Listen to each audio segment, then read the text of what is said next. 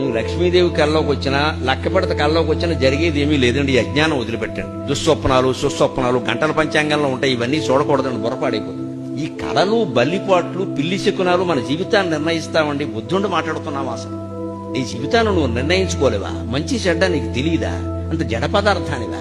నీకు వచ్చిన కళ, నీకు ఎదురైన మనిషి, పొద్దున్న ఎవడో తుమ్మిన తుమ్ము, వాడెవడో దగ్గిన దగ్గు నీ జీవితాన్ని నిర్ణయిస్తాయా?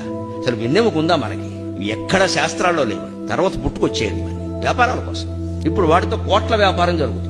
చేతిలో గీతలను బట్టి చెప్పేస్తాడు ప్రతివాడు జాతకం. మీరు చూసుకోండి అమ్మా, కోతి దొరికితే కోతిని చూడండి. కోతికి చేతిలో గీతలు ఉంటాయి, దానికి చెప్పమానండి. ఎందుకు వస్తాయో తెలిసేవి ఇప్పుడు మీకు రుజువు చేయించండి. ఇలా ముడవండి ఒకసారి. ఎక్కడ మీ చెయ్యి ముడుచుకుందో అక్కడే గీతలు ఉంటాయి, గమనించుకోండి. ఆ తల్లి కడుపులో శిశువు ఇలా ముడుచుకుని ఉంటాడండి. ఆ చర్మ నిర్మాణంలో గీతలు ఏర్పడ్డాయి. దాన్ని బట్టి జాతకాలు నిర్ణయిస్తానంటే ఎంత మాయ జరుగుతుందో మీకు అందరికీ తెలుసు.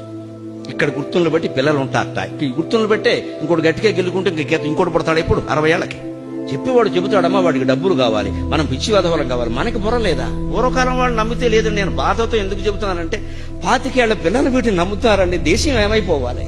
నీ శాస్త్రీయ జ్ఞానం మీద ఈ దేశం అంతా ఆధారపడుందయ్యా. ఓ యువతి, ఓ యువక, మీరు నమ్మడం ఏంటి? బుద్ధి ఉందా లేదా? వాళ్ళకే వస్తున్నాయండి పిచ్చి నమ్మకాలు. వాళ్ళని జడగొట్టేసాం మనం పూర్తిగా.